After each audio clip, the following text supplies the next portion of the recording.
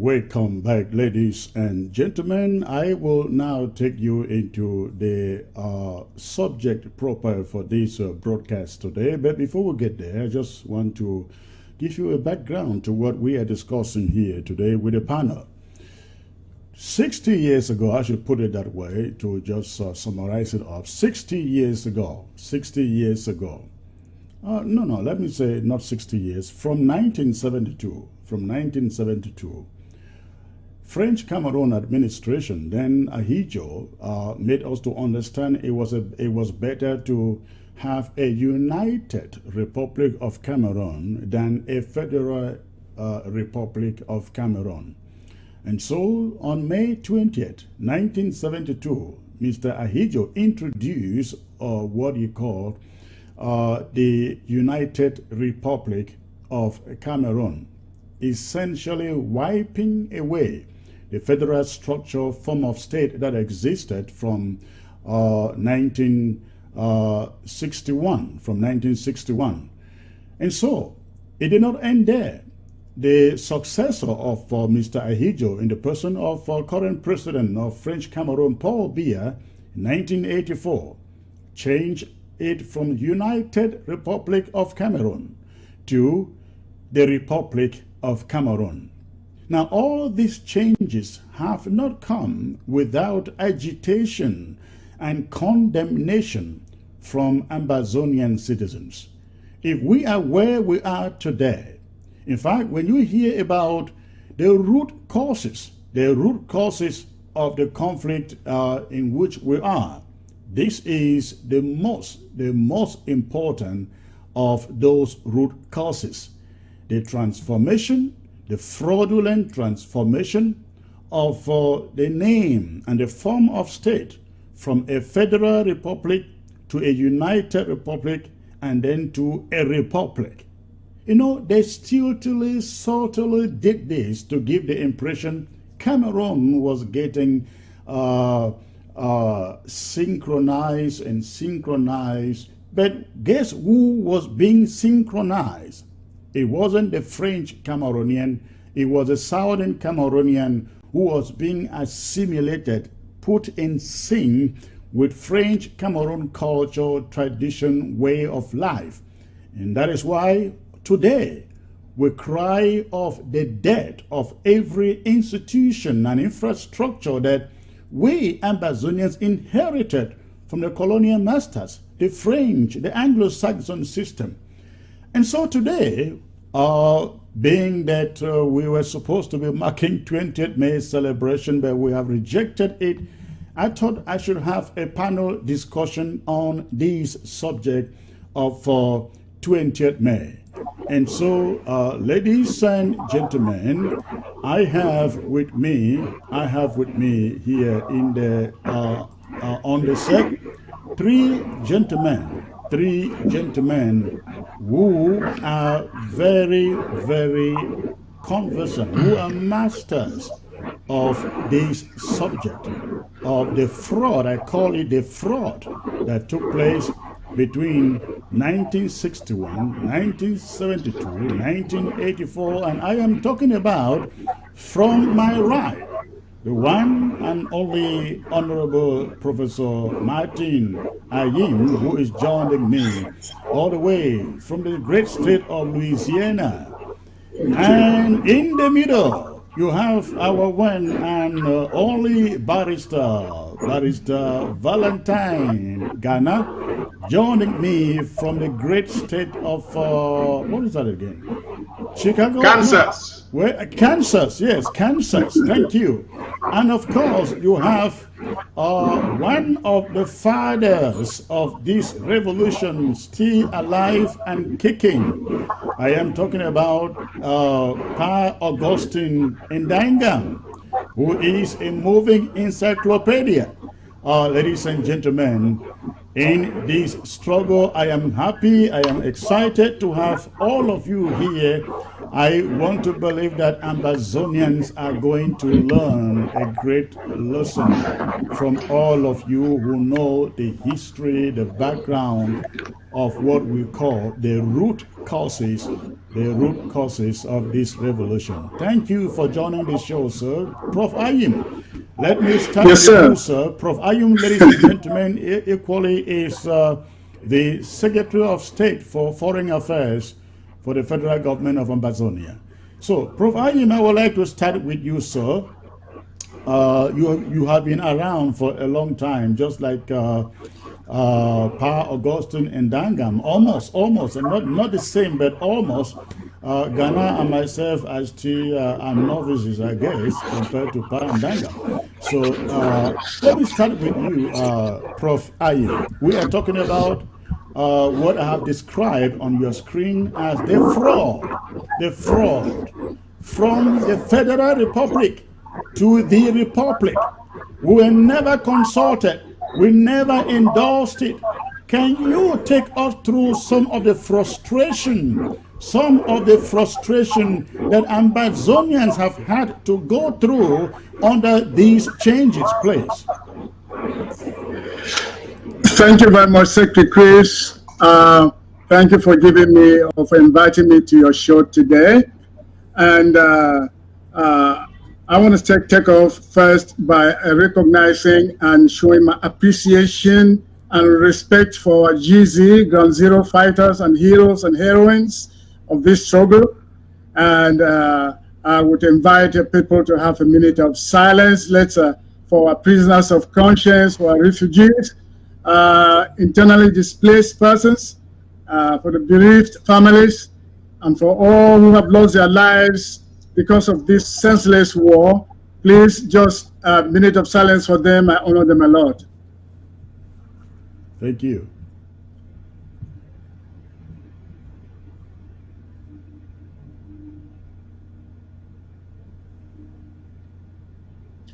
To God be glory.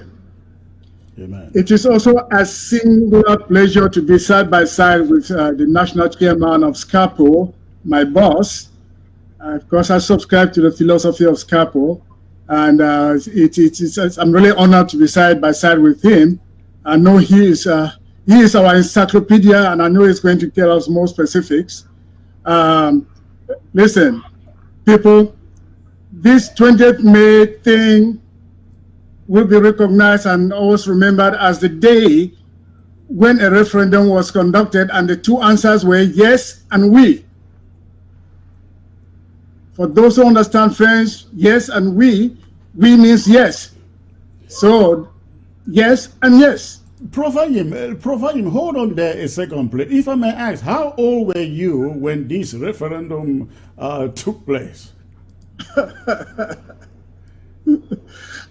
I was born in '53, and if you can do the maths, and '72 I just finished from bilingual grammar school Yaoundé. I was in Bamenda, teaching at Longla, playing also with the PWD Social Club.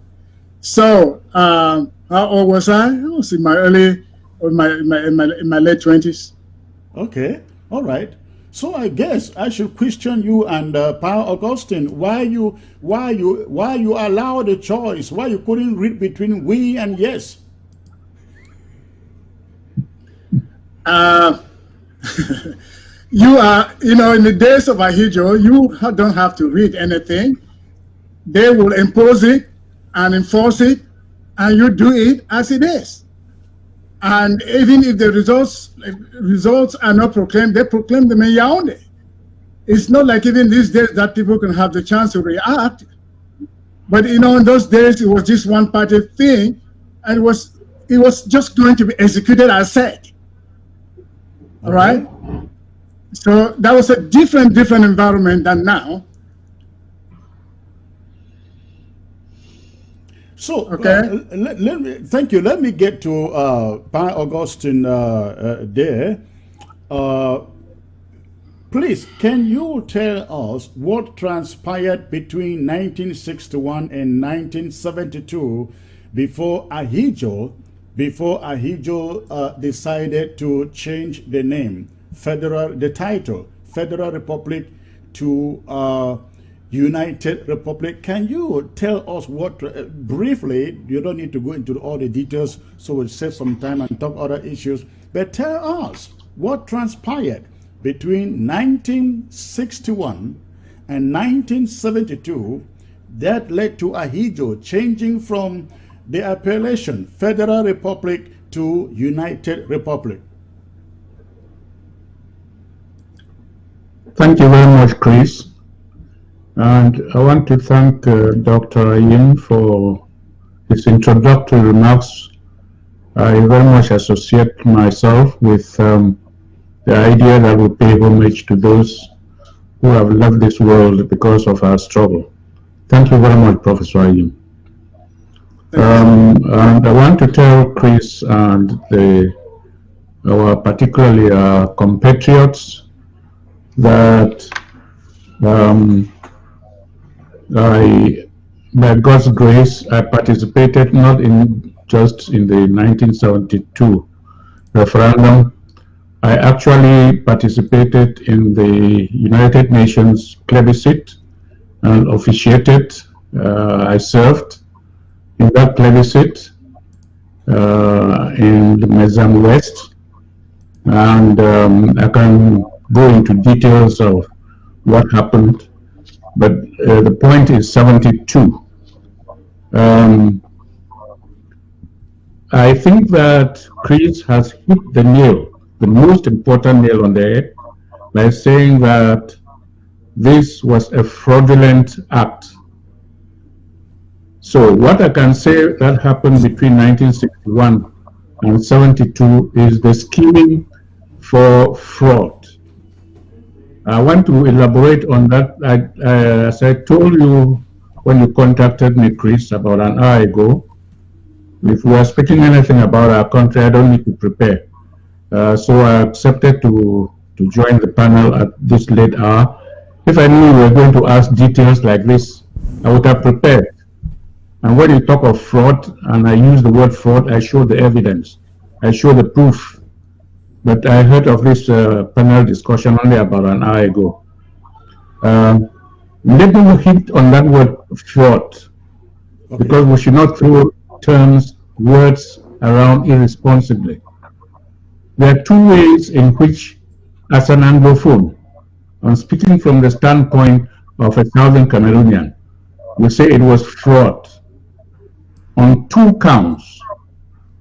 One is that before the plebiscite, the agreement between the two states, between Southern Cameroon and the Republic of Cameroon, was that we were going to build a federation of two states, and both states will be on equal basis. That is, two states, both states equal in status. It was not going to be one state being the provinces of another. That agreement is the first thing that when we talk about fraud, you want to change that agreement, we should sit down and talk. You shouldn't impose it. So, talking from the standpoint of Southern Cameroon, this was the agreement between the two states. The second thing that we should say that this was a fraud is, by the time we came into union with the Republic of Cameroon, we knew the statistics, the demographic statistics. We knew that we were 1/4 of their population. They had more people than us. That was a fact. We didn't dispute it. So if you came to saying we should do something to change the form of state, and then you use your population superiority to impose that idea of yours, that is fraud. You knew that you have more people. And then in the plebiscite, it was Southern Cameroon alone that voted to join the Republic of Cameroon. Southern Cameroon, with its population at that time, was 1/4 of yours. They voted alone. Now you want to change that form of state? You come with your own superior population and use that superior population to, that was fraud. And the most important point in the fraud is what happened with the point that Professor Ayim started with. That is, you make an election and the government itself makes prints ballot papers, which if I knew maybe a few days earlier, I could make research and produce a photocopy of that ballot paper and show our people that the ballot paper that was used, the population was voters, were supposed to answer the question, do you approve of changing the form of state from a federation into a unitary state? The answer in any democracy, in any freedom of choice, should be either yes or no. But the ballot papers which we have, you can make research and look for it. You can look for it. The ballot paper, as Professor Ayim pointed out, was marked yes or we. So all those who voted in that plebiscite were voting between yes and yes in English, or if you are using the language on the ballot paper, yes and we. That is fraud by the state. So we are not misusing words here. That was fraud. So what happened between... We all agree it was fraud, but the question, that this generation continues to ask is, how come intelligent people like you did not fight that fraud? You let it happen. Yes. No, I can tell you that. I can tell you, yes. You asked me to give the background to this. Yes. Look, when did Ahidjo introduce that matter of changing the form of state?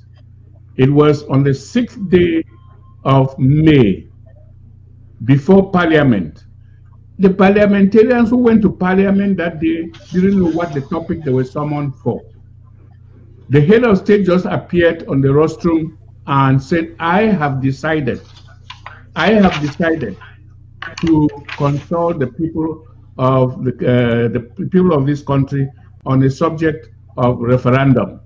From the 6th day, calculate how many days it was to the 20th. This was a national event which needed public debate. In a normal democracy, you give time for people to debate in public, in newspapers, in the media. They gave no time.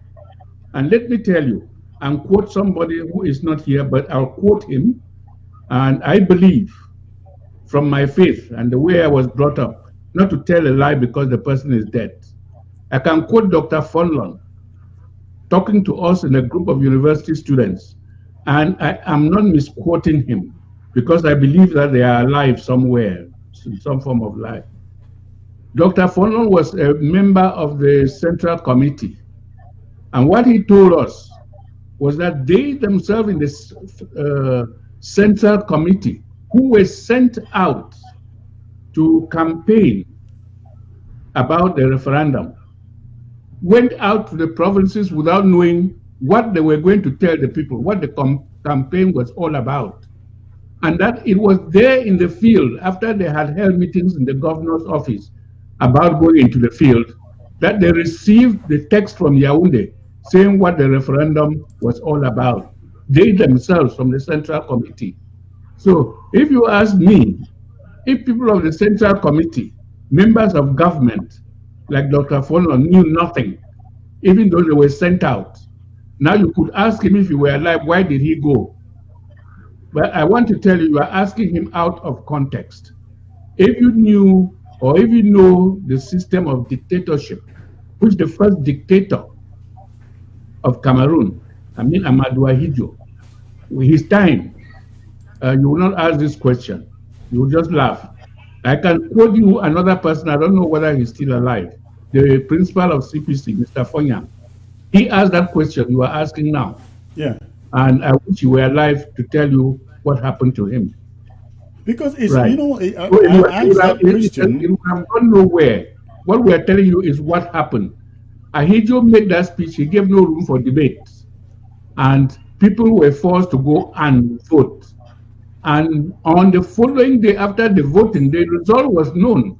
The result, if you read that, it was the people of Cameroon chose 99.9% to change the form of state. And you may ask, why did they accept that percentage? The head of state said it, and that is all. You said nothing. Did Foncha, I mean, yes, Foncha is not here. Agitate over those two questions, because I guess he was the leader, the Southern Cameroon's leader. I was not of his party, but I was close to him. I've held discussions with the late Dr. Foncha. And Foncha and the KNDP top brass, Von Loan and others, they held a meeting with Ahidjo after that to discuss the two parties. Yes, and what happened in that meeting, well, I don't want to go into it because it would have changed nothing. Foncha did his best. People like Von Loan did their best. If you know the quality, the mindset of Von Loan, frankness, and it is frankness that removed him from government. He was frank, and he did what you are asking now. That's the kind of thing Von Loan did. And he told the head of state, we are either sovereign and we take the decision we are taking for Cameroon, or I am not your minister. He said that and left the government. Yes. All right, thank you. Let me get to the youngest amongst you there, who happens to be a constitutional lawyer, if I'm right. Please, Barrister Ghana, can you tell us the illegality between the change from Federal Republic to United Republic and then to the Republic by French Cameroon? Thank you, Secretary Chris, for that question. And it's my honor to be here amongst two great individuals in our struggle, Pa Augustine Dangam and Professor Martin Ayim. Thank you guys tremendously for having carried forth the flame of our struggle to where it is right now. And I want to also join you people in bringing in memory all those who have been unjustly slaughtered in a genocidal way on our land. I want to bring to memory all those who are in jail, be it in Buea, in Bamenda, in Yaoundé, all over Francophone Cameroon, where our people have been abducted from Ambazonia and taken over to a jurisdiction where they should not even be there, consistent with the practice of law. So we want to keep in mind all of those who are suffering due to these brutal chains of oppression. But coming back to your question, Secretary Chris, 1972 is just another milestone in this sad, fraudulent, and illegitimate journey that was started in 1961. So the hoofbeats towards 1972 were already very loud. The fraud started even before October 1st, 1961, because when the two parties, people from French Cameroon and people from the Southern Cameroons, met in Fumban in July in an attempt to craft the terms of the union as was mandated by UN Resolution 1608, they did not conclude the crafting of any union. For the union to have been valid, they should have completed the terms of the union. They should have been signatories from, first of all, the union, whatever terms were concluded needed to have been ratified by the Southern Cameroon's parliament seated in Buea.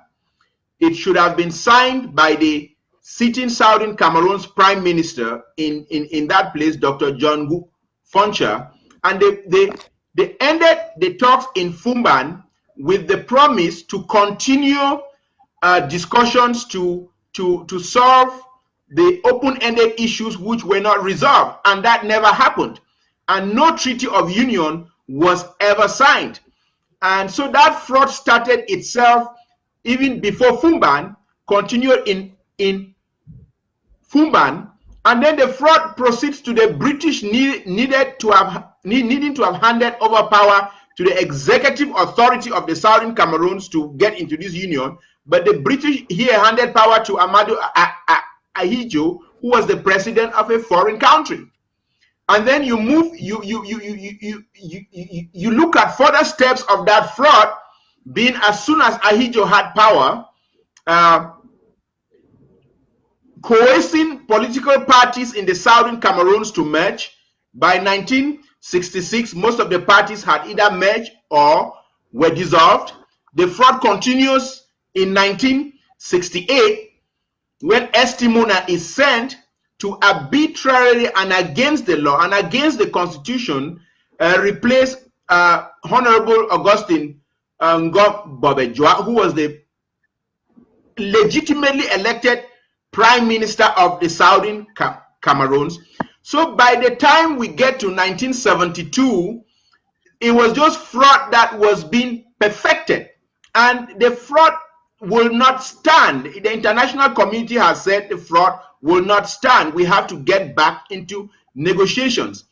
And again, to further shine some light on this fraud, I know you asked Pa Augustine Dangam a question, and you asked the same question to Professor Martin Ayim, that how did you guys not resist? What, you know, in law, any contract you enter with another party that is coercive is null and void.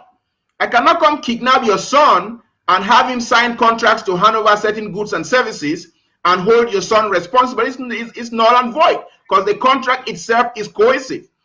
Growing up as a teenager, one of the books I read was Albert Mukong's Prisoner Without a Crime, and the evidences of resistance are scattered all over. Albert Mukong documented this very articulately in his book Prisoner Without a Crime, how those who tried to resist Ahidjo and to resist the French scheme and design to steal away the independence of the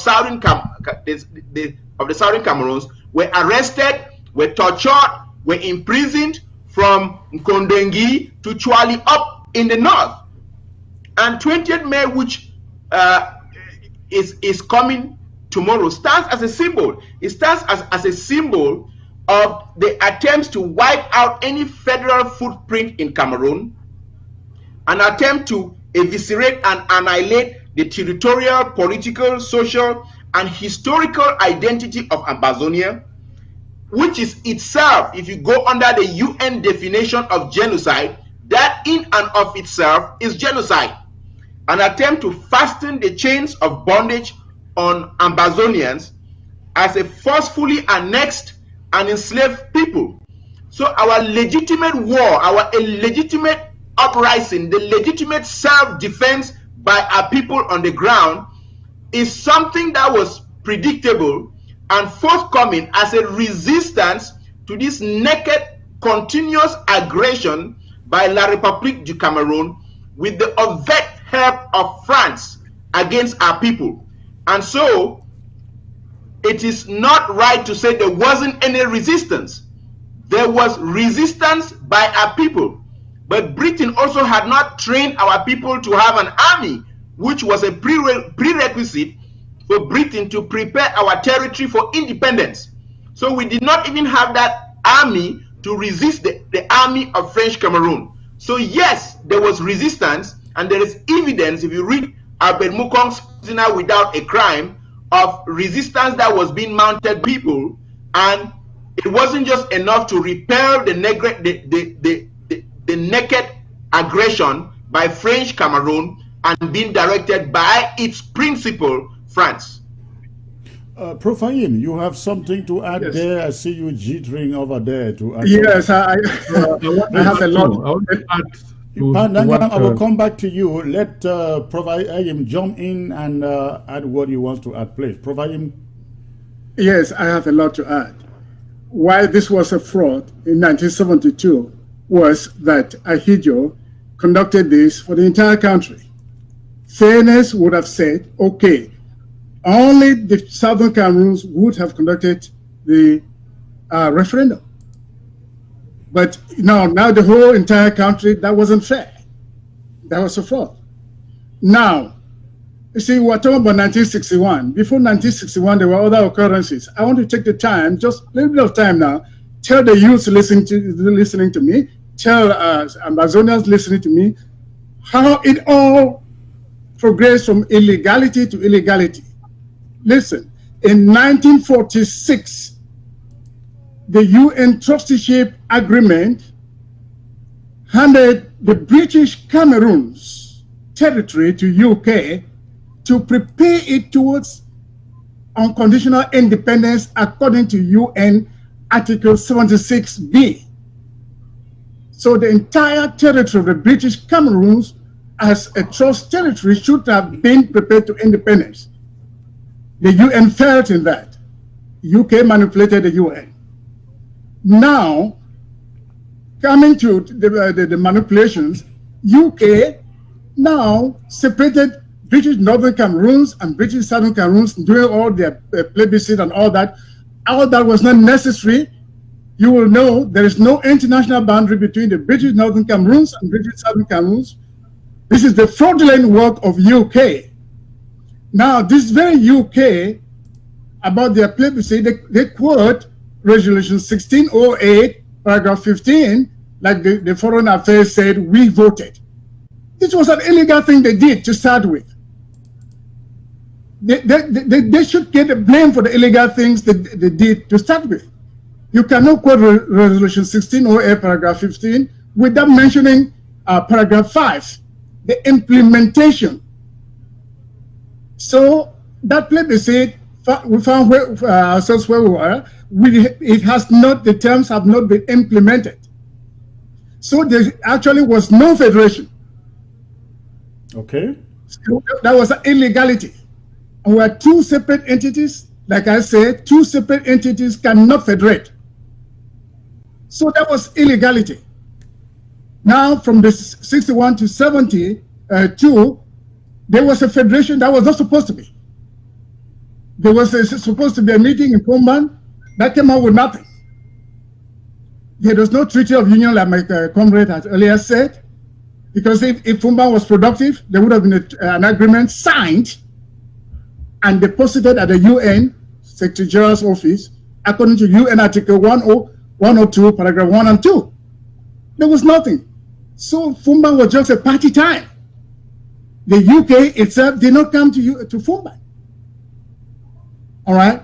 So now UK handed the powers, the administrative powers, like my friend said, to Ahidjo on the 30th of September.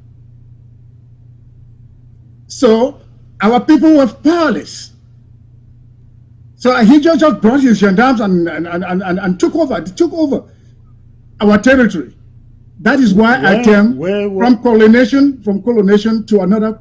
No, from colonization to colonization. Okay. All right. Pa Augustine, you wanted to chip in something in this? Yes, I'll chip in something in both what Professor Ayim has just said and in what Mr. Ghana said earlier. They have raised two important points because your push, I see, Chris, is for us, what action? How did you react? I think it should be clear to our listeners, to our people at back home, that the illegality, the mistakes that were made, if we want to use diplomacy, the big mistakes, catastrophic mistakes that were made, the deliberate actions of Britain concerning us, which if we want to be polite, we say they were mistakes, started with that of the plebiscite. And the commitment according to UN Charter for trusteeship territories, was you prepare Article 76, you prepare these territories in view of their independence. You develop them and give them their independence, self-government or independence, one of the two. Now, you are asking for our listeners to understand why there was no resistance. No, all along there has been resistance. Right from the time that the British said that the UN should conduct a plebiscite in southern Cameroon and ask the population to choose whether to get independence by joining Nigeria or independence by joining French Cameroon. There was protest. And our listeners, our population to know this. This is a historical point, which if I say you can also do your research to confirm or see whether I spoke the truth. Now, the first protest about this came from two political parties in southern Cameroon. Two valid political parties. One led by the Speaker of the Southern Cameroon House of Assembly, Kale. His political party, CUP, Cameroon United Party, petitioned the United Nations. That was and right said after that after that election. No, is it right after that referendum? Yeah, to choose between joining Nigeria or joining this one for our independence is not fair. If it is independence you are talking, then there should be a third question. There should be a third question. Do you want to be independent without joining this country or this country? Kale's political party wrote that. Another political party in southern Cameroon, led by a natural ruler, Chief Nyenti of Manyu County, wrote a similar petition to the United Nations. These petitions were treated objectively by the department in the United Nations in charge of answering questions about self-determination. That was the Trusteeship Council. These petitions went to the Trusteeship Council. They read it and said, yes, but it is their right to have a third choice. The United Nations should give a third choice in the plebiscite. The Trusteeship Council said this, and you can go online, you can go research on it. And the British response was what? The British sent to say that their representative at the United Nations should oppose it.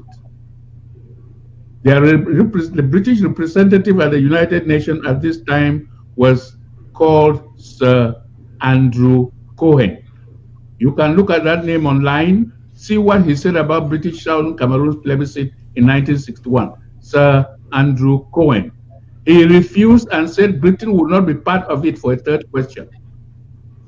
And before Foncha died, we called Foncha earlier, find the letter Dr. Foncha wrote a year before he died to the British government and to the United Nations on the third question in the plebiscite.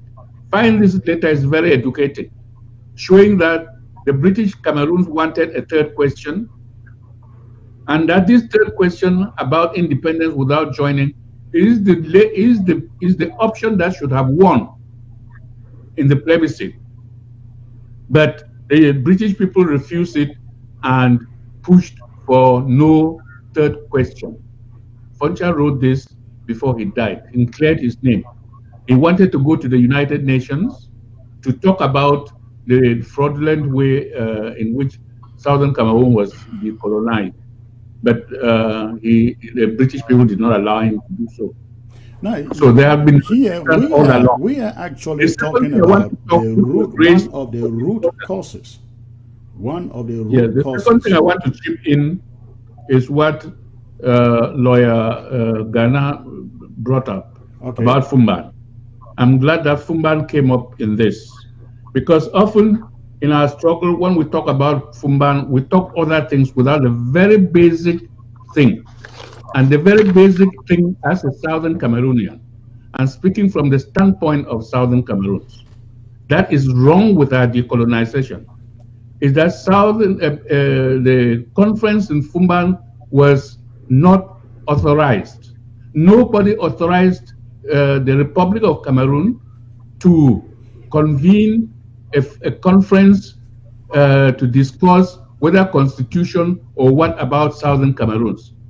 Worse than that, the worst thing more than... Hold on there. Hold on there. Are you saying nobody convened or asked that the Fumban conference I'm saying that Fumban was unauthorized. It was illegal. If it was not authorized, it was illegal. It should not have been. If there was no Fumban, how were the two parties going to discuss the terms of the form of state? Chris, if you let me learn, you'll see it clearly. All right, yeah, go ahead. I'm making clearly. Go on, please. Go on.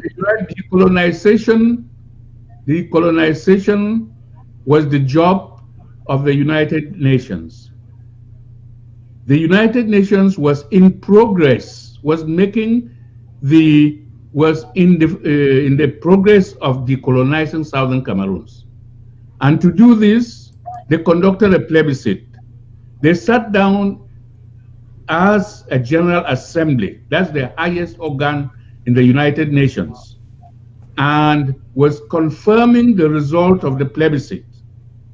And in the resolution 1608, paragraph 5, what they decided was that for Southern Cameroons to join the Republic of Cameroon, there should be a meeting. They should set up a committee, an international committee. And this international committee was set up by the General Assembly. It comprised of the government of Southern Cameroons, the government of the United Kingdom, the government of the Republic of Cameroon. This is an international committee set up in paragraph 5 of the resolution 1608, and charged the terms of reference was make detailed preparation before 1st October 1961 for the union between Southern Cameroons and the Republic of Cameroon. Full stop. That is what the United Nations, the highest organ in the United Nations, set up about our joining the Republic of Cameroon. That is authorized. This is what the United Nations did. They had the jurisdiction to do so. During that period, between 21st April and 1st October, Ahidjo convened a conference in Fumban, which was a bilateral conference between the Republic of Cameroon and Southern Cameroons. It was not authorized by the United Nations. In fact, in holding the Fumban conference, instead of the committee set up by the General Assembly, Ahidjo was interfering. Ahidjo was interfering in the decolonization process of the Southern Cameroons. They had no right. They had no right as a country, a sovereign country, a member of the United Nations, yes, but they had no authority to convene that conference, leaving aside, setting aside the committee work given to them, assigned by the General Assembly of the United Nations. This is the standpoint from which all Southern Cameroonians should be talking. The first thing about Fumban is that it was unauthorized by the United Nations. The United Nations has set up a proper committee that should have done its work, made its report to the United Nations. That was legal, that was proper, that was set aside by Ahidjo, and he convened an internal meeting, a conference, bilateral conference, internal to his country, in his home territory. Thank you about that. Let me. So, yes, let me take this to Prof. Ayim. Prof. Ayim, the United Nations, yes, according to Pandangam, has set out a committee to oversee the complete independence, the independent process. No, not to oversee, please, not to oversee. Oh. To make the detailed preparation based on the agreement between the two states. That is what they should use, the policies that the two states had put forward and published. That is, those things are an alternative. whatever they agreed and published as a communique also, they were going to use it. The committee was going to use it to work out a treaty, to work out a constitution for the future union in Southern Cameroon. For the future union. All right. But then instead of that, Ahidjo summoned Fumban.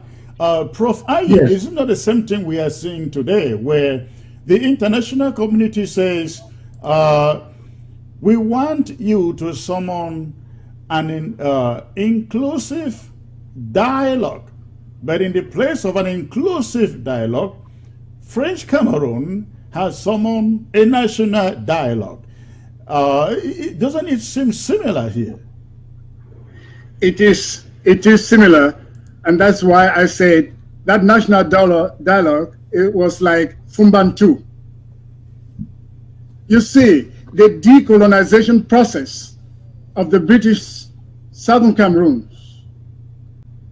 is not completed when paragraph 5 of UN Resolution 1608-15, paragraph 5 is not implemented. It was the power of this paragraph 5 that this committee, that Bandangam, is talking about UK, UN, government, the two governments, they were to meet. So that paragraph 5 has not been implemented. Therefore, the decolonization process of the Southern Cameroon and Amazonia is uncompleted. The United Nations has work to do. And this is an easy thing for the UN to do. They know that the articles and the resolutions have been violated. Why is Cameroon violating their articles and resolutions and going free with impunity? Who controls who? Is it UN controlling the La République or La République controlling the UN? I hope that our people sitting at home on ground zero particularly are listening to this argument, because it is the reason why let me we are in this there. war. Yes, Pa Augustine, go ahead, please. Let me add one thing to where Professor Ayim has landed. Professor Ayim is right. In so long as that committee set up by the General Assembly did not do its work, did not execute the assignment given by the General Assembly, the decolonization process in Southern Cameroon was aborted. It was left unfinished. It was abandoned. It has never been completed. And the implication of that failure to do the assignment, that assignment means the whole Resolution 1608 has never been implemented since it was adopted. It was adopted, and it is important for us to stress that it was adopted. And because it was adopted, Southern Cameroon has its independence, in the sense that in that resolution, the General Assembly meeting that they voted overwhelmingly, 64 votes for the independence of Southern Cameroon. That was the number of countries that voted to support our independence, and 23 against. So that the fact that that resolution has not been implemented doesn't change the fact that the General Assembly granted Southern Cameroon its independence. It did. And the other thing that we talk and we never mention is the fact that for that resolution of the United Nations that has remained unimplemented, the important department in the United Nations, the Trusteeship Council, recommended for that meeting that the United Nations should honor its commitments to the voters, to the population of Southern Cameroon. The Trusteeship Council held a meeting 3 days before the 21st, and their report shows that they were asking the United Nations to send a team of experts, 3 experts to represent the United Nations in the post-plebiscite conference. That is in the conference that is suggested in paragraph 5, which Professor Ayim and I have been talking about. That conference suggested in paragraph 5, The United Nations was supposed to be represented there by experts in administration, experts in constitution. Okay, and that body, that trusteeship council, is the final authority about decolonization. Is in the United Nations. That's the branch that is responsible, and they give this recommendation to the General Assembly. And only that recommendation, paragraph 6 of that their report, is missing somehow in the report, in the final thing that the United Nations adopted. The United Nations Trusteeship, General Assembly, took that report of the Trusteeship Council and formalized it, adopted it as Resolution 1608 without paragraph 6. And that paragraph 6 is important. This is where we hold the United Nations and the British, by what we say in Pidgin, their canas. We hold them. This is recommended. We were not there. But the Trusteeship Council recommended that the United Nations should make a post-plebiscite conference and send these experts to represent the United Nations. And the United Nations did not honor that. All right, but let me stop you there. Let me stop you there and ask this follow-up question for all of you. I will have Ghana start. Don't we have another opportunity now in any mediation? Forget about the Swiss. I don't know whether that is coming first or what. But don't we have another opportunity when the whole world is saying they want an inclusive dialogue without preconditions? Don't we have another opportunity to now take this case to the mediation table to say, this is where our problem is? When you talk about root causes, this is where we trace our root cause to this conflict. Is that not an opportunity? Ghana, I'll start with you, please. It's not just an opportunity, it is an imperative. It's an imperative because that is what must happen for this conflict to end. La République is dreaming and is having a very, very bad dream if it thinks that this conflict can end with it crushing Ambazonia on the battlefield. It will not. This conflict is going to end on the negotiation table. And on the negotiation table, La République will have to prove its claim to Ambazonia, which absolutely does not exist.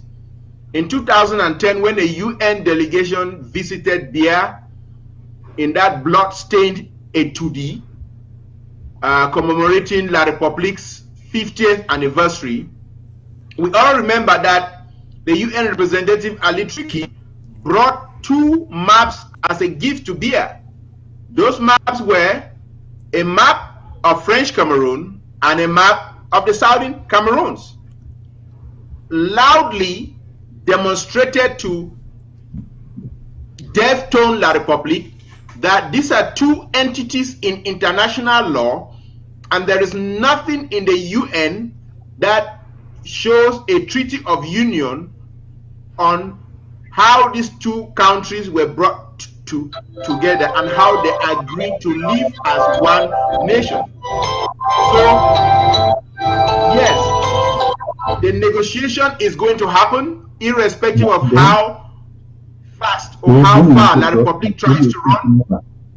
But the foolish thing about La République and all the collaborators from Ambazonia who are working with La République to deprive the Southern Cameroons, aka Ambazonia, of its independence, is that they were able to suppress Ambazonia in the 60s and in the 70s when we were still in a fog of not having the international exposure, when our people had been suppressed and not prepared for independence, when we were not as educated, when we were not as internationally connected, when we were I will not stop as you there. I internationally will stop you traveled. there because I pick an issue when you say that our people were not as educated. Francophones were not as educated as us. You had people on our side who had studied in London.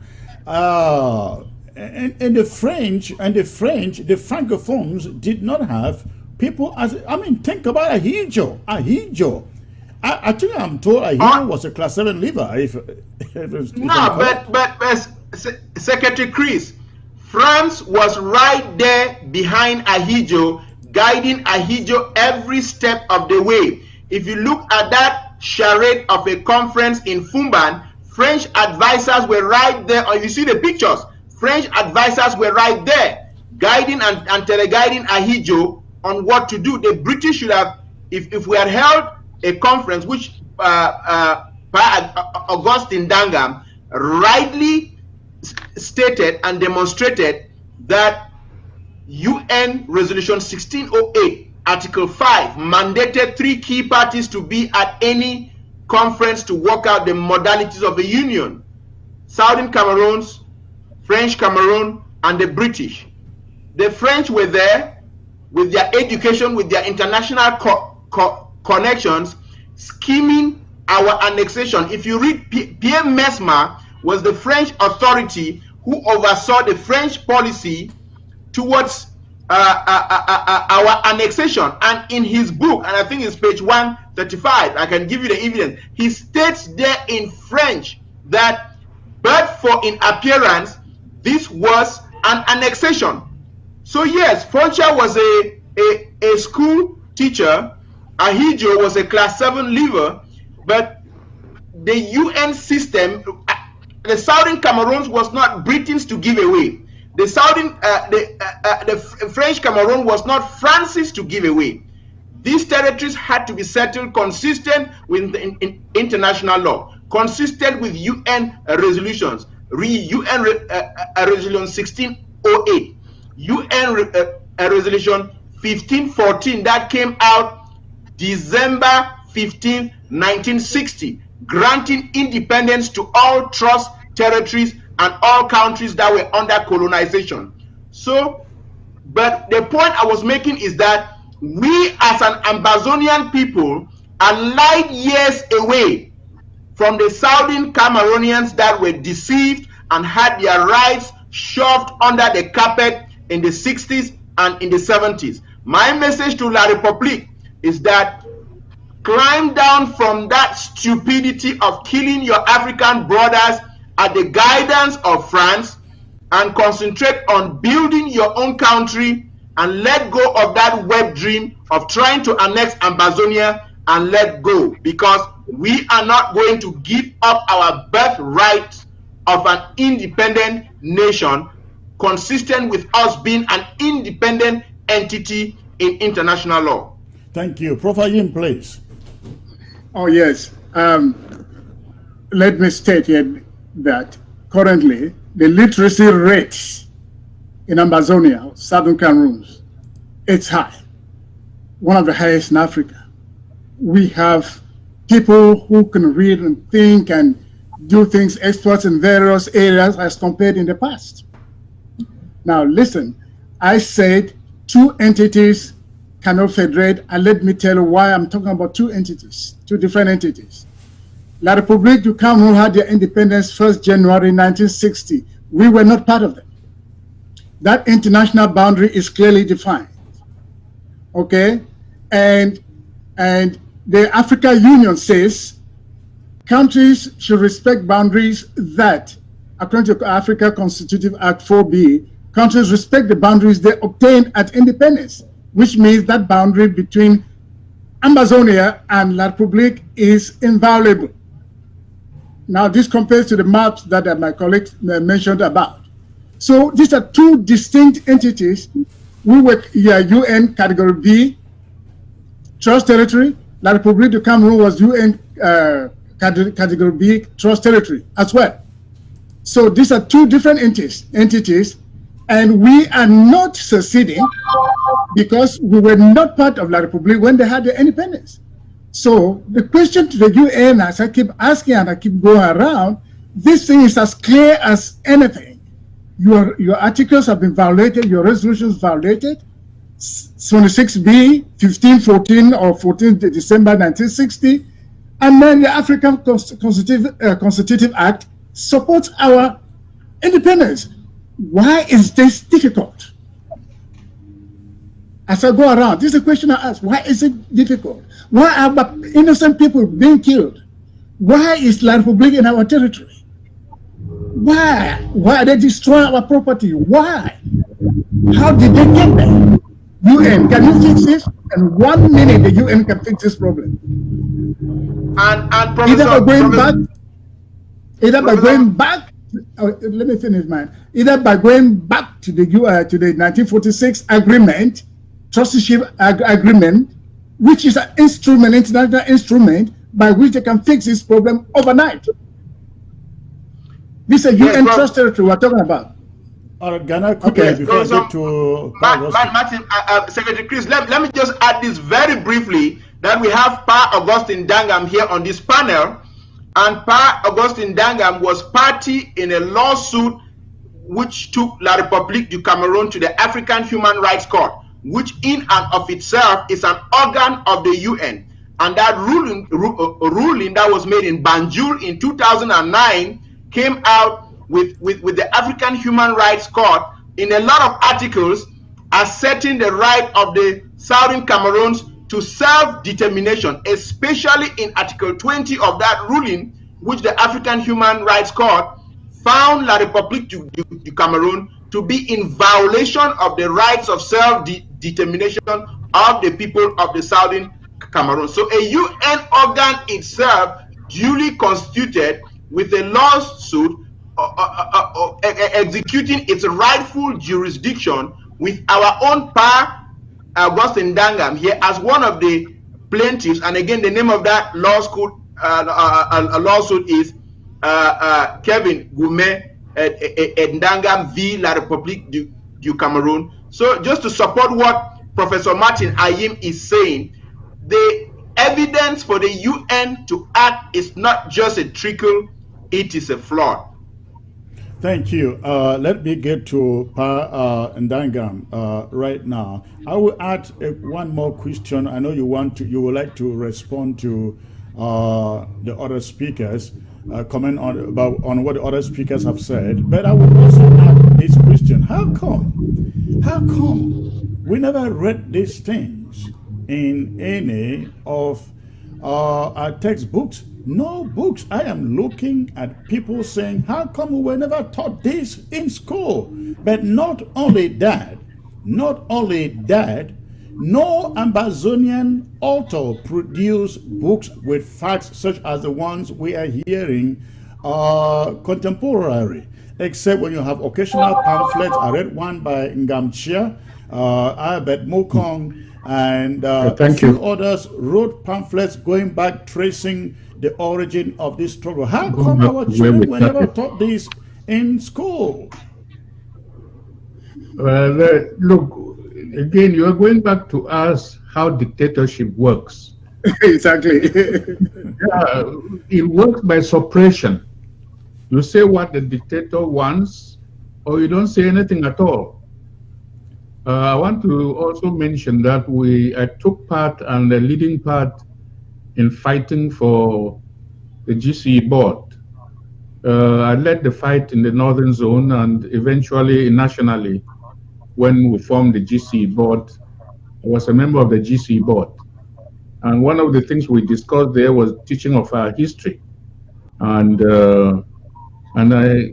if I plunge into what the ministry attitude towards that, when it will take a long time, because I don't want to take a story halfway and don't learn. Okay. Yeah, but the attitude was no, you don't do it. And it is not only then that we took the GCE board, and this is what we were like fighting the ministry and the government for what should be taught about our history. It is not only then, it is happening now. It is happening now. Chris, you might have heard, or our readers must have heard of one of our leading lawyers back home, who started we started this struggle with. The lawyer is in Buea. He was arrested. He was in Condé for long, and then he was released. And then he went back to Buea. He's free, and he also teaches in the university. Now, in the last exam that passed, he set a question to his law class, the English law class, and he had a query. He was queried someone to a disciplinary council for setting that question. I've just forgotten the name. Barrister Agbonkongo. Thank you. I mean, Agbonkongo Bayibala, yes. Yes. He set a question on what he is teaching on his law to law students, English law, on the events, current events about Southern Cameroon matter, and was not only summoned to a disciplinary council, he's been terminated from the teaching in the university. Yes, before the council, whether it's the council that sat, but he's asked to leave the teaching in the university. He's not allowed to. Well, so Chris, the actions are being taken at all levels, at individual levels, at professional levels, and so on, to suppress anything Anglophone. In the parliament, you heard the speeches of honorable members from the one in Saw to the one in Bamenda, what they tried to say and how the speaker reacted. So it's not that the action has not been taken. So I want to go back to where we started and to say that, look, when we came together by error or deliberately, 1961, I remember clearly that in 1961, the Francophones celebrated, French Cameroon celebrated 1st January, their Independence Day. And the Anglophones on October celebrated 1st October. It was done. I was there. And I can tell you that it was official. It was accepted. Accepted in the sense that there are pictures that can show you that in 1961, the government of Cameroon, the marching in many places, the SDO delivered the message of the government of Cameroon, the federal government, and the head of state to the people, congratulating them for their independence. We have pictures. We have pictures of these events. But it is after that first one that they sat down and began to reflect. Oh, if we allow them to be celebrating 1st October, they will more and more come to know that they were independent, they were granted independence, and so we'll be in trouble. So they stopped it, not only stopped it, 1st October became a taboo. You don't talk about it, you don't celebrate it. They started arresting people. But the first one was done, and it's on record. And we have pictures of those DOs who delivered congratulations to the population of Southern Cameroon. Now, I hear back home that this one tomorrow may not be celebrated because of COVID-19, the international problem of health. I don't know whether that is all the whole story, because even if it was not, it's not going to be celebrated. We should hear the head of state speak this night in Cameroon. But since that health problem worldwide came upon the world population, heads of states have spoken. They've spoken publicly, but we've not heard the one of Cameroon talking. That is interesting, an interesting point. It's a side point. What I want to say, I want to end with 2 points. Okay. One is that the point which we started with, the point of the referendum, 20th May referendum in 1972.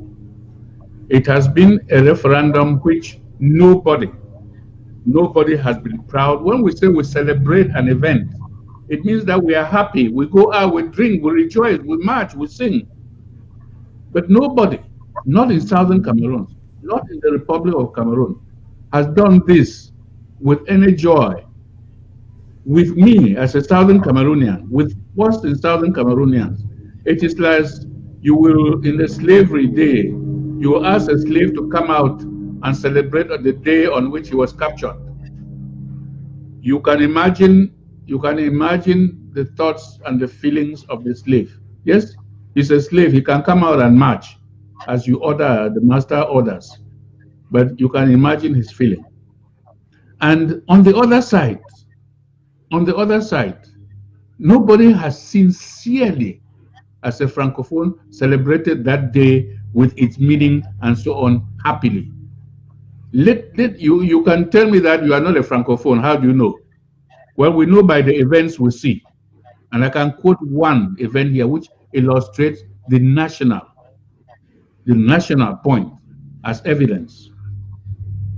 In the meeting of the Commonwealth, heads of government in Abuja, Nigeria, the opening day of that particular meeting, Cameroon is a member of the Commonwealth. What the Commonwealth did on that day revealed something about Cameroon which the world did not have an idea about.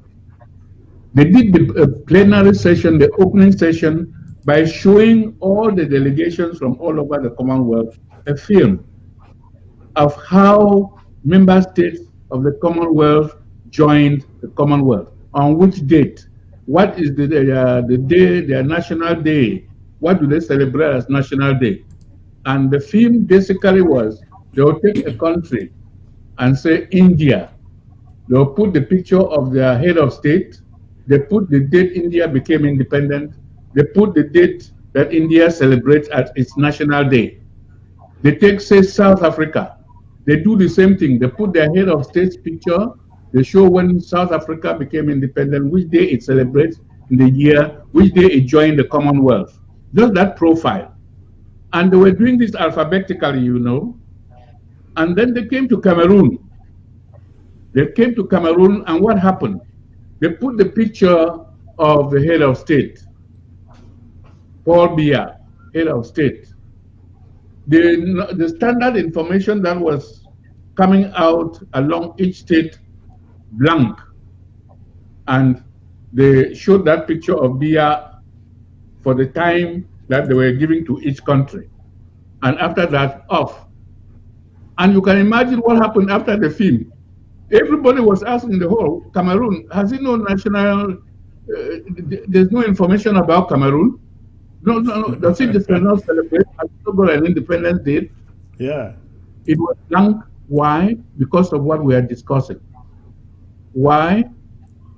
If Southern Cameroon joined the Republic of Cameroon in the way that the United Nations was envisaging, that in the way that the two countries agreed and signed in a communique, that is, we actually joined them. That committee on paragraph 5 did their work and reported. If we joined them according to how United Nations was arranging, there should be a national day, yes. But this one of 20th May, which is being forced upon us, does not work. It does not work because it is not the Independence Day of the Republic of Cameroon. It is not the Independence Day of Southern Cameroon. And many of the countries in the Commonwealth showed that they were celebrating their day of independence. And Cameroon has no day of independence. Yes. What they did in 1961, they did it for that year and it ended.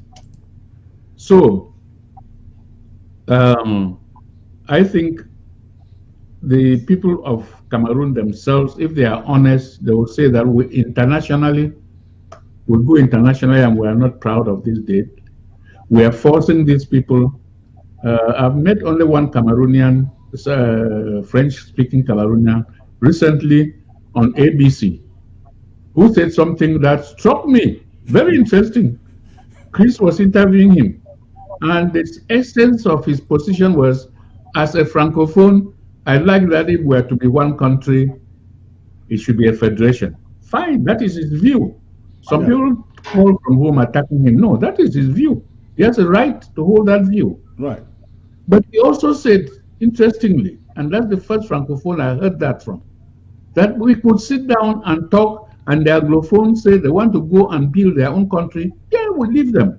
We organize how to live as good neighbors. Right. That is the first Francophone I heard being honest and frank. I've forgotten his name. Somebody called Dupont. Jean-Pierre Dupont. But, yes. Chris was the one interviewing him. And that was the first time I heard a Francophone. The first one I heard was the one that our lawyer has, Mr. Ghana has quoted.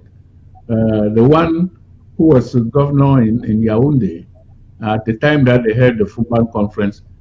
He is interesting because this was a Francophone holding a high administrative position, went back to France, became a minister, he held 2 ministries, and became prime minister.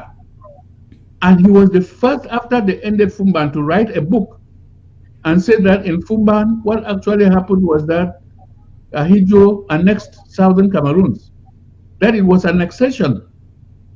That's the first objective person who is not a southern Cameroonian, who said southern Cameroon was annexed in Fumban. But why was Fumban convened? Why did the Republic of Cameroon not cooperate with the United Nations in its committee? It went and said Fumban. This is the question we should be raising. So I want to end. There are 3, in my own view, there are 3 options for all southern Cameroons to look at, to thrust at, with all our strength. It is not that one is more important than the other. The thing that we should do is, first at the United Nations, we should stop writing there, complaining about what happened. Just one thing for all the groups, the interim government, and everybody who is writing, even individuals, to ask the United Nations, to point out to the United Nations that the British Southern Cameroon has never been decolonized. It has never been decolonized. And to show that what happened at the process of the decolonization was that Britain decided to cede or to transfer British Cameroon to Ahidjo. This is not what Britain was supposed to do. So if anybody argues that we have been decolonized, it should show us the instrument. It should show us where we are. We've not been decolonized. And it is for the United Nations to refer the matter to the committee that is in charge of this. They have classified as decolonized. All right. There Thank you, Prof. Ayim and I said there are 3 points.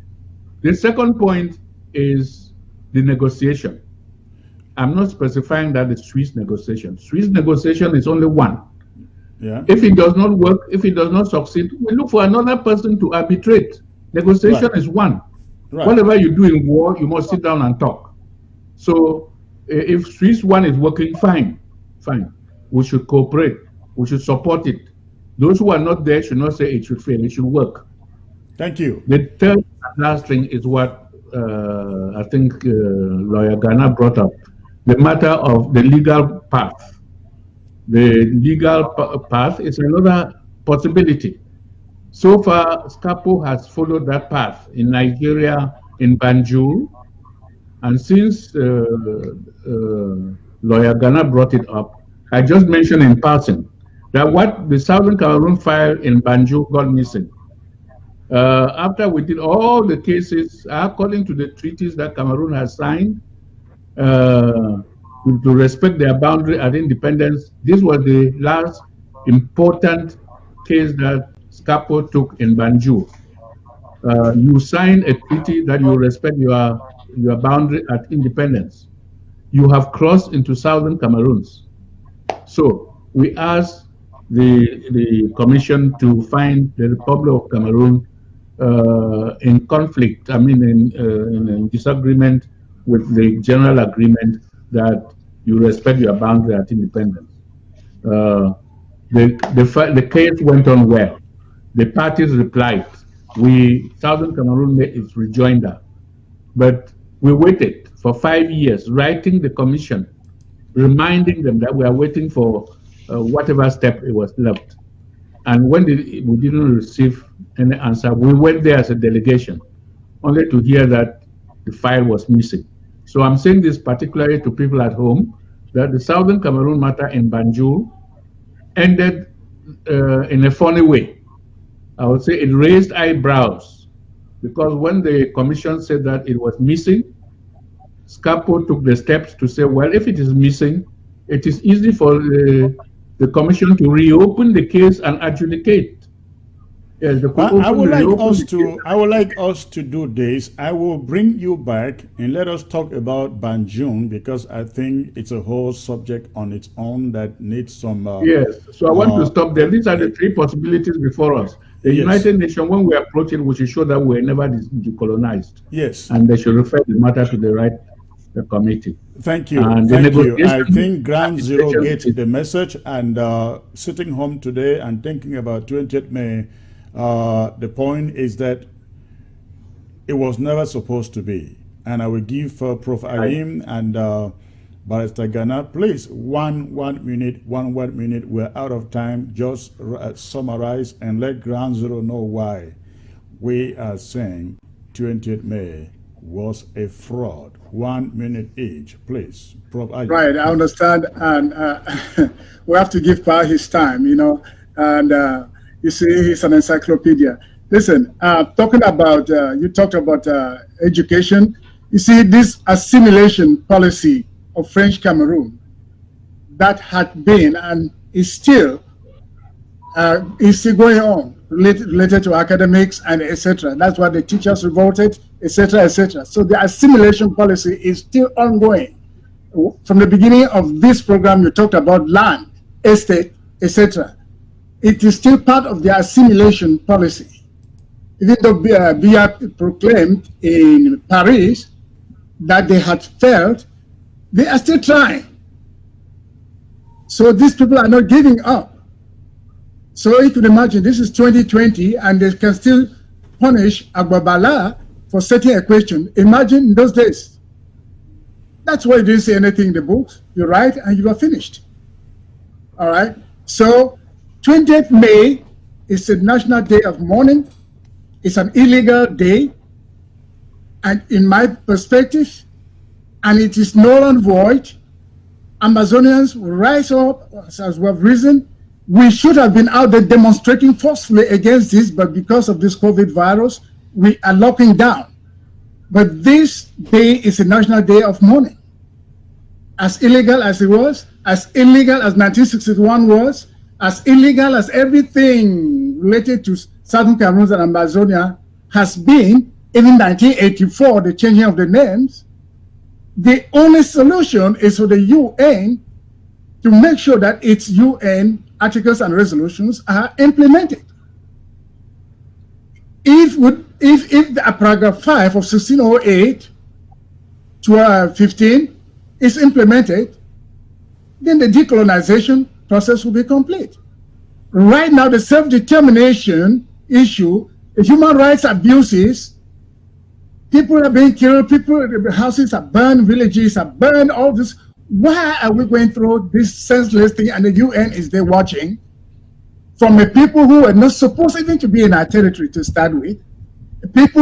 A country that has violated all their articles and resolutions, and then they are doing this and going free. Why? So our people, our fighters on the ground, our self-defense people, let's stand up. We are very proud of our people on the ground, because when we talk about lockdown, they cooperate. The lockdown of the elections, the lockdown of this, we are seeing and we are getting those things and making good use of at diplomatic levels. So this cooperation should continue. Our hearts are off for our people on Ground Zero. We feel for you. And we are with this. This interim government led by Sako, we are killing for you, we are working for you, and will never disappoint you towards this goal of statehood restoration, independence and sovereignty. Never. Thank you, sir. Thank you, sir. Barrister Ghana, please, 1 minute, last word, and then I will take 1 or 2 calls, and then we'll call it a day. Thanks again for being amongst these two giants of our history and our struggle. Just to mention one other name, Barrister von Gosjedinka, just to tie it to the issue of people who try to resist, people who try to write. In the mid-80s, he wrote A New Social Order. He wrote Dissolve the Time Bomb. He wrote Letter to the Cameroon Etat-Major. He was arrested, tried for treason, tortured in Kondongi until he had a stroke. And so the resistance of our people has been present, continuous, and it's still ongoing. To quote Frederick Douglass here, power concedes nothing without a demand, without a fight. It never did, and it never will. France, working with La République, has been an aggressor. In 1961, April 21st, the independence of the Southern Cameroons was voted at the UN. Our independence is not in dispute. La République du Cameroon and France have been violating our sovereignty since 1961. What we are asking is for La République du Cameroon to withdraw its barbaric genocidal forces from our territory who are slaughtering our people. To the message, or a message to the people on ground zero, the fighters who are sacrificing their lives and limb to defend our territory. Kudos to you. To people who are watching this program, self-defense is a right enshrined in international law. Support the interim government, support your LGAs, contribute, donate, for our freedom depends on the means that we employ. And we are betraying our people if we don't employ means that will guarantee their victory. So reach down into your pockets, support the interim government, support the local government areas, for the limits of tyrants are prescribed by the endurance of those whom they oppressed. Since 2016, we have shown La République that they thought they were going to walk over Ambazonia in 3 weeks. It's past 3 years, our fighters are still fighting. We have become a rope weaved of tens of thousands of strands, and a rope weaved of 1,000 strands is strong enough to drag any lion to its grave. The diaper-wearing lazy dictator of a Tudi who has been killing our people, God is going to send him to his grave if he's not already in his grave. But we are going to walk out of that unholy union because it's our birthright to be an independent nation. So to our people, keep up the fight and we will be free. Thank you, gentlemen. I think Ground Zero should be so very excited with this broadcast. Unfortunately, many of them are not watching. I can see some comments to the effect that Ground Zero is not watching on the social media. I don't know whether they can watch on the, I hope they are watching on TV. But this has been such a great piece of education to our people. And I will just open the phones for a few minutes, take 1, 2, or 3 calls. And if you are responding, please, I give you only 50 seconds. If you have to respond, only 50 seconds. We are actually running out of time. We've been broadcasting for about over 2.5 hours now, and we need to round up. I have the first caller here who is joining from California. Hello, man. Good afternoon, Secretary Chris. Good afternoon, man. Thanks for the call. What is your contribution or your question? Yes, well, Biden, my name is Patience Abudu, and I'm so happy that this topic has come up. And I will not pretend to be a historian, but because of our struggle, I've done a lot of reading. And I just want to add to this. First of all, I want to thank Ndangam, Dr. Ghana, and Professor Ayin for enlightening our people. But there's something that I think should be also thrown into this discussion, and that has to do with the cooperation agreement between France and Cameroon. So on the 26th of December 1959, just 5 days before French Cameroon gained its independence from France, President Ahidjo and President Charles de Gaulle of France signed this cooperation agreement. But the thing that is very important that I think we should go back to it and know that that's where we are having problems is because number 1 of the Article 6 says that France shall determine Cameroon's political, economic, and socio-cultural orientations. And then on the November 10, 1961, just barely a month after French Cameroon and Southern Cameroon became a federation, the military aspect was added to it. That each time the Cameroonian president is overwhelmed by an external aggression or internal rebellion, he may call France for assistance. So at that time, that's probably why these British Cameroonians could not rebel, knowing that France had all this military capability. And if we even have to step backwards, the bottom line of all this is because of our resources, our oil. So 20th May came about because of France's pressure on La République du Cameroun, Ahidjo, for them to come get our minerals that we had a lot of in Victoria. So I just wanted our esteemed professionals to add to this, because I think that's the only reason why they were interested in Southern Cameroon in the first place, our resources. Thank you so much, and I wait for your comments. All right, thank you for the call. That is an angle. That probably would be under dispute. That is the reason why our people were not able to protest. I think our people have been protesting. The resistance has been there, just as the panel indicated. Although the suppression was always there, but then I would like the panel to come in, please, 1 minute each, on this French pact thing with La République du Cameroun. Do you think that contributed to the inability of our people to protest all along these transformations from federation to United Republic to the Republic? I'll start with Augustine.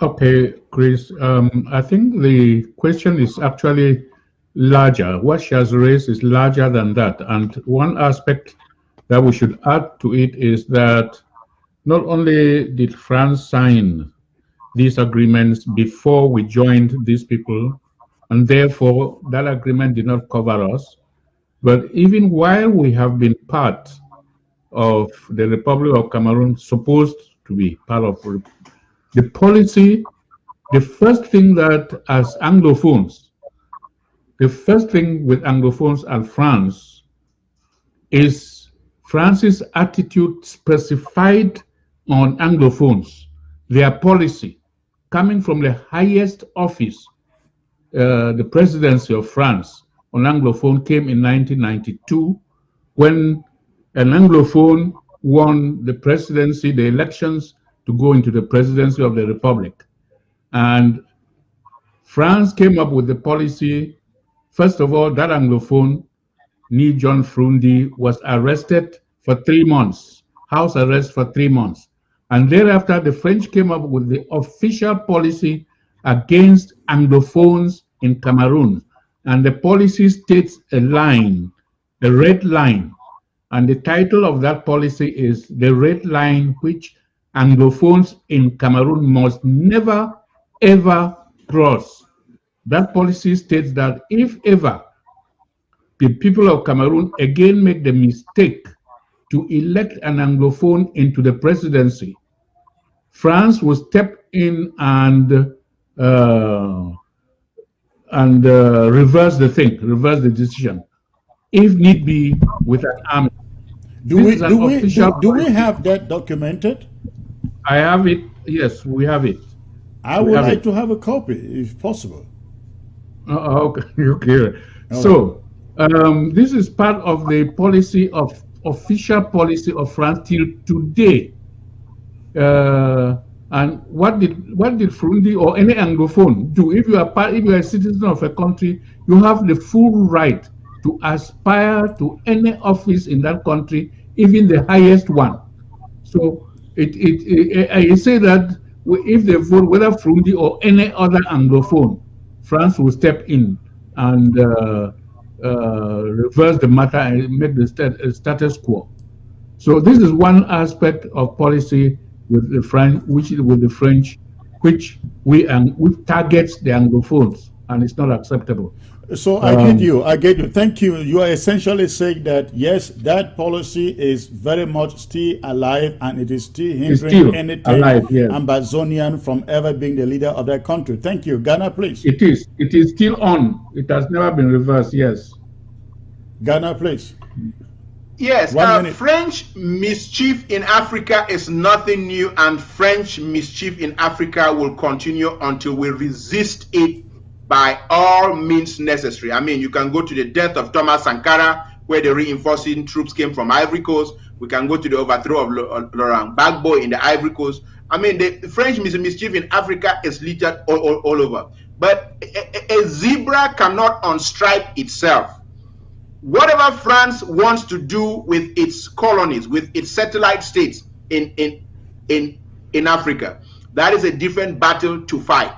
If Francophone Cameroonians want to stay under the 1959 French Accords, which Dr. Patience Abiedu excellently articulated, that is French Cameroon's cup of tea. We are not covered by those accords. We were never a French colony. We were never a French trusteeship territory. We have never signed any agreements to be in any accord with France. And what we are asking France and La République du Cameroun to do is to stop violating the sovereignty of Ambazonia and pull out of the Southern Cameroons. And as we contemplate lawsuits in the ICC, in the ICJ, in other courts in the world to hold La République and its principles executing this genocide in Cameroon, we will tie France to those lawsuits, because France, through those 1959 accords, is a principle, and in law, the principle is just as guilty as the agent. So yes, Dr. Patience Abiedu, I agree with you regarding the 1959 accords, but that has to do with French Cameroon. Ambazonia does not come under the umbrella of those accords. All right, thank you. Provide, please, quickly, 1 minute. Yes, in this struggle, we must choose our fight wisely. We cannot be attacking everything. The French Cooperative Accord was with La République du Cameroun. It was not with the Federal Republic of Cameroon. That is to say, it does not affect us, Southern Cameroon's Ambazonia. Our fight is defined according to the UN articles and resolutions. Okay, that have been violated. All right. Yeah. The French La République has been trying to assimilate us, and if they succeed in assimilating us, that's when the accord can apply. But as an international issue, international situation where we are not bothered about the internal problems of La République du Cameroun. We are bothered about the international personality of the Southern Cameroon's Ambazonia based on UN articles and resolutions and the Africa Union Constitutive Act 4B. That is where my fight ends. Thank you. Thank you. I will take the next question. Perhaps that may be the last question for the day. Hello. Hello. Hello. Yes, sir. You are live. May I know where you are calling in from, please? Yeah, I'm calling in from Switzerland, sir. Okay, now, you have 1 minute, sir. You have 1 minute to make your question. Go ahead. The fraud goes beyond what our three kings are explaining to us, because how can they explain the division between the northern Cameroons and the southern Cameroons? There is a plot bigger than what we are talking about. And what is that plot according to you? Yeah, that's the explanation that I want to get from our three kings, our three wise men here. It has been a very exciting explanation from them. But what happened that we're being divided?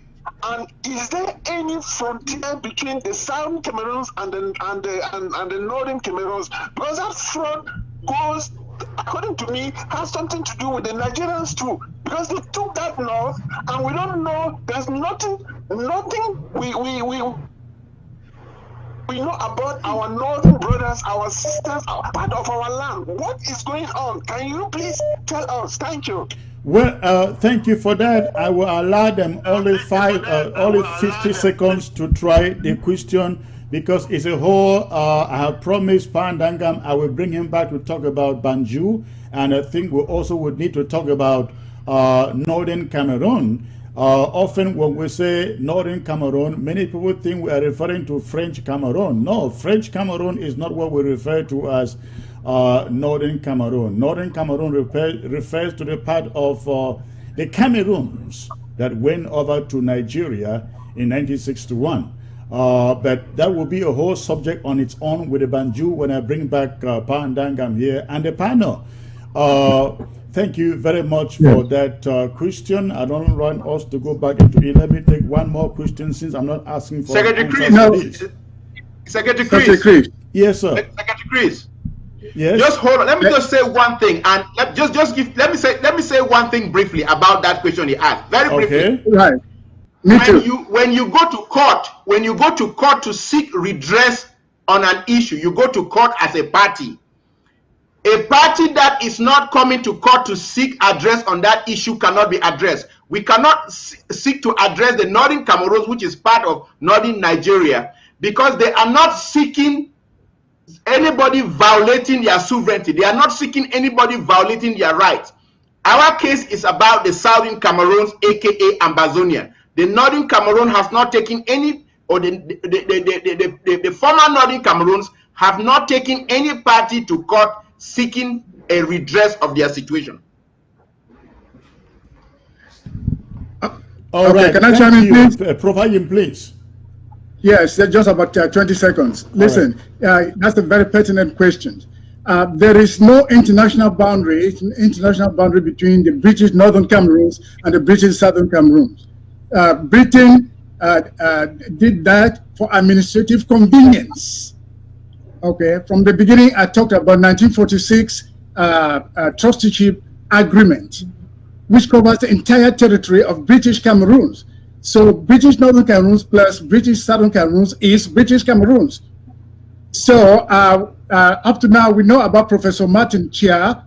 He's working on that, and we'll get developments as that goes. But that's another angle. Yes, the British Northern Cameroons are actually addressing the issue in their own way. So until we get some more enlightenment from Professor Martin Chia, then we'll just keep waiting. Thank you. All right. Thank you. Thank you. Let me get to the last caller. Hello, sir. Yeah, hello, Chris. This is Ernest calling from Maryland. Thanks for calling, sir. What's your question?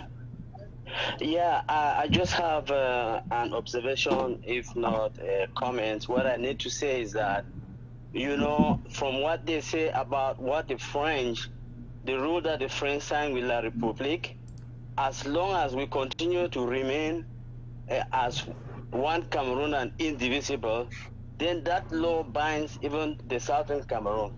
That's the reason why, if we don't fight hard, we'll continue to remain under those kind of conditions.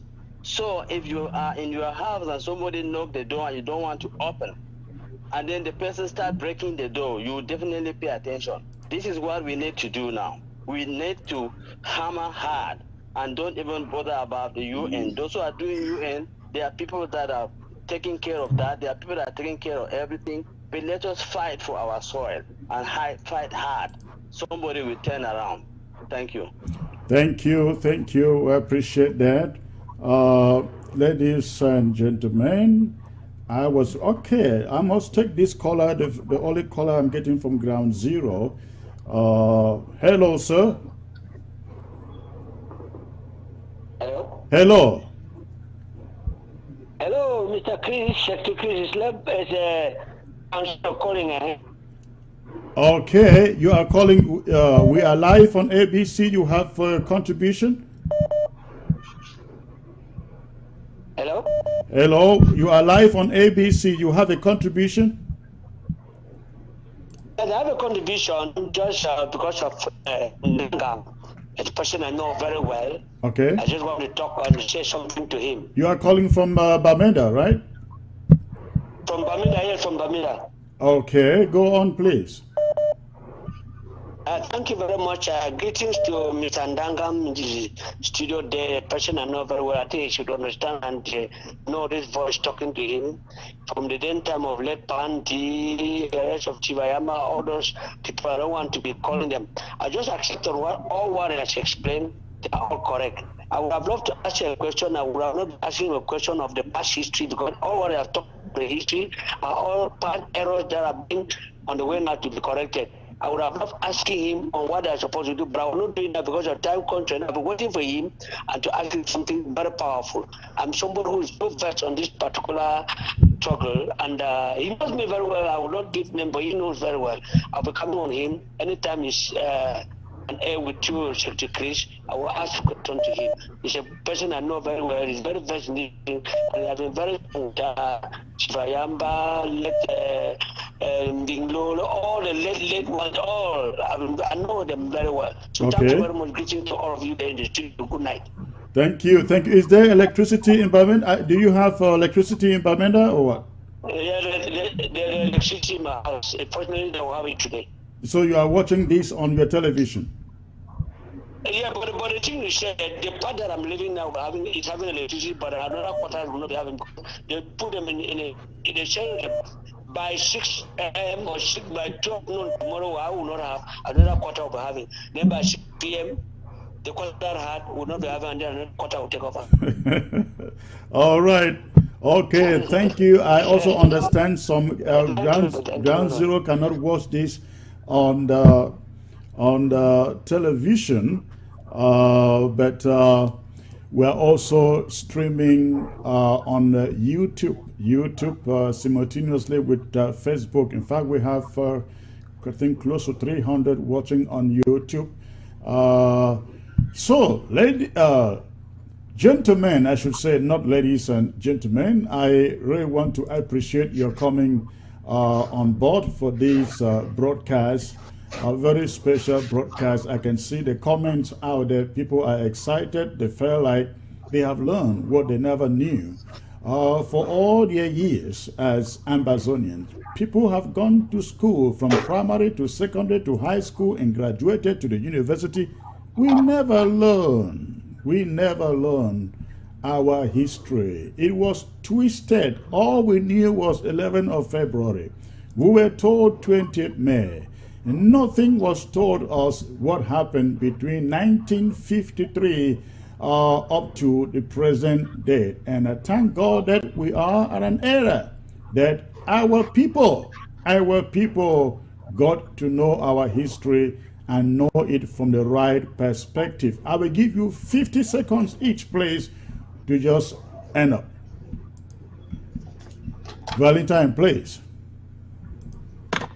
Thank you very much. And again, my honor being amongst these two giants. Our struggle is real. Our struggle is legitimate. Our struggle is recognized internationally.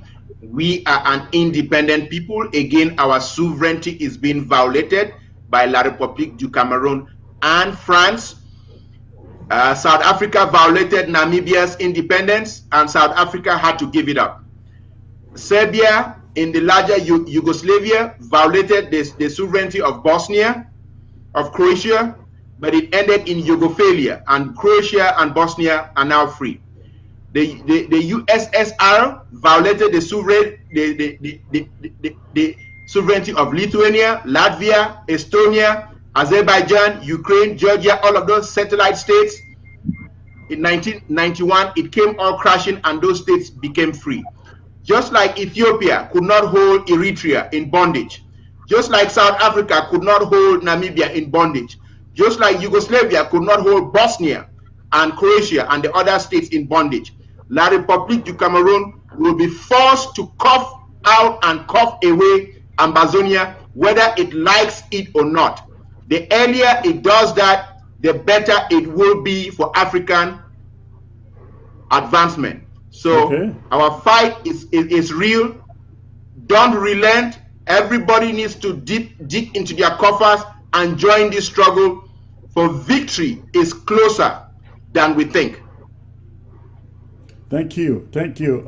Providing, please.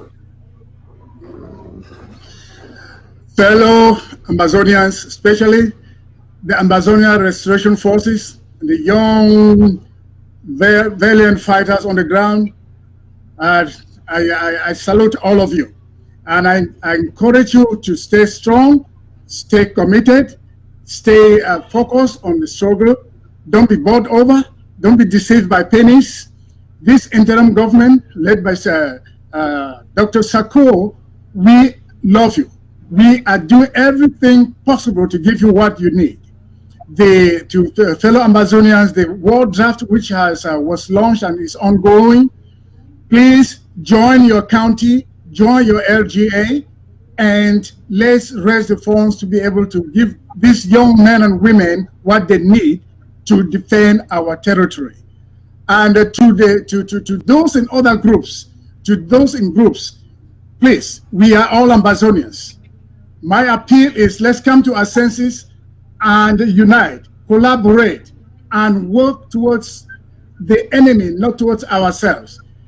There is time to think. There is time to come together. There is time to work in a concerted way. This is the time. No more fake excuses. This IG is open, and ACT is open for the Swiss mediation. Please, any group that is willing, join the ACT willingly, so we make it better, so we can go to the table as a stronger whole. Please, let's stop all of this unnecessary bickering here and there and all this name calling. To the activists, please, I am calling for God to bless you, to give you some sanity, so that we all work as one people, one struggle, and for one destiny. This is my clarion call. God bless you. Thank you. Thank you. By Augustine, please, 50 seconds. Let's run up. Thank you, Chris. This struggle of ours is something that went wrong, awfully wrong in our decolonization. And the British cannot wash their hands clean of this. What we should know as we fight is that the British and the French, they are allies, and other allies of the British have gone around to assist and make things difficult for Southern Cameroons. They are the ones that transferred us to a neighboring country unlawfully. Now, so they surrendered this territory to a neighboring country illegally. So the struggle now is between two things, two concepts, two ideas. It is between something that is lawful, is legal, and something that is political. Now we have this challenge before us as Amazonians, as Southern Cameroonians. The British and the French are pushing the struggle from a political standpoint by telling the people that this is a matter that is an internal matter to Republic of Cameroon. Other nations should not enter. We should be aware of this. And one of our strongest points, thrust in the struggle, should be to face the facts of law, the facts of history. Law. It is either de jure, as the lawyers say, or de facto. And if we want to leave it to the politician to assert de facto, the fact that the world sees Cameroon, Southern Cameroon, as part of the Republic of Cameroon, that is a fact that is wrong, has no legal basis. It is like they have pushed an inflated ball into the water and holding it down in water. But the fact of law, if we pursue it, the fact of negotiation, if we pursue it, the facts of history, and showing that we have not been decolonized, if we pursue this without giving up, I'm sure victory is ours. We'll be free as a country. Thank you. All right, all right. Thank you all very much. Thanks for coming on, Prof. Ayim, Barrister Valentine, Ghana, and Pa Augustine Ndengam. I think it was a very, very exciting conversation and a lot of education there. Thank you all for coming in. Okay, ladies and gentlemen, that is it. You got it from ABC. I hope that you stay put and come back next time. I am believing that by God's grace, I shall be back here tomorrow for another live broadcast. Until then, I urge you, please go to abcambertv.org, abcambertv.org, register, sign up for Amber ABC Club, and let us make ABC the best, and I mean that, in Africa. Thank you for tuning in. See you again tomorrow.